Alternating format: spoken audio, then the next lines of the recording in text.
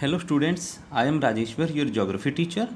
We were there on chapter number 14, non-conventional source of energy, and we have discussed about solar energy, wind energy, tidal energy and geothermal energy. Now we will discuss nuclear energy or nuclear power.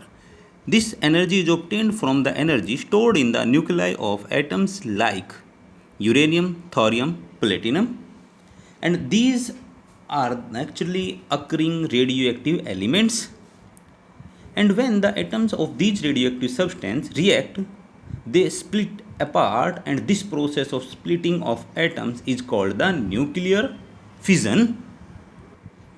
And this nuclear fission produce heat, and this heat is used to heat water and make steam. The steam powers turbines, which in turn are used to run generators which produce electricity. There are two main type of reactors used to generate electricity are the PWR and BWR. PWR stand for the pressurized water reactor. BWR stand for the boiling water reactors. First of all, we will discuss PWR reactors. In PWR reactor, the water is heated by the nuclear reaction, but because of water is pressurized, it doesn't boil. This heated water is circulated through tubes in steam generators, allowing the water in the steam generators to turn the steam, which then turn the turbine. In the boiling water or BWR, the water comes to a boil due to the heat produced by nuclear reaction and turns into steam to run the turbine. The water from the reactor power the turbine. In both the system, water is reused. In India, there are 21 nuclear power plants. 6 are very important. They are the Kega in Karnataka, Karapur in Gujarat, Kalapkam in Tamil Nadu, Narera in Uttar Pradesh, Rawatbhata in Rajasthan, Tarapur in Maharashtra, and Kundankulam in Tamil Nadu. These nuclear power plant having an installed capacity of 5700 megawatt and produce a total of 30,292.91 gigawatt of electricity. The raw material which is used, like the uranium thorium, which is available in Jharkhand and in the Aravalli range of Rajasthan, are used for generating atomic and nuclear power. The monazite sand of Kerala is also rich in thorium.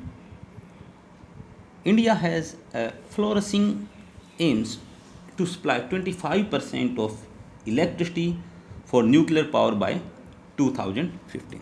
There are advantages of nuclear power. It reduces the use of fossil fuel. Nuclear energy reduces the amount of energy generated from the fossil fuel, and therefore the use of fossil fuel and lower the reduce of fossil fuel and lowers greenhouse gas emissions. Second is less expensive. It saves on raw materials but also in transport, handling and exertion of nuclear fuel. The cost of nuclear fuel is 20% of the cost of energy generated. Third is continuous supply of energy. It produces the electricity continuously. A nuclear power plant generates electricity for almost 90% of annual time. It reduces the price volatility of the other fuels such as petrol. Next is biogas. It is composed of methane, carbon dioxide, hydrogen and hydrogen sulfide.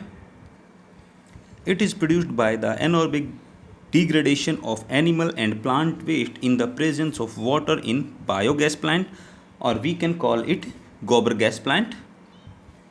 Anaerobic degradation means breaking down of an organic matter by bacteria in the presence of oxygen. The fermentation of waste product is carried out by bacteria, which produce hydrocarbon gas, predominantly methane and alcohol.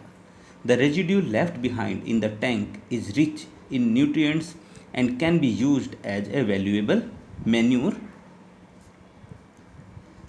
The plants use cattle dung, have been set up in many villages. They provide twin benefits to the farmers in the form of energy and good quality manure. The gas is used for cooking, lighting, and pumping water from wells. For biogas plant, first of all a tank is placed underground. Then the disaster tank receives the dung water mixture through inlet pipe while the other side discharge the spent slurry through outlet pipe. The disaster tank there is a gas outlet which is controlled by pipe.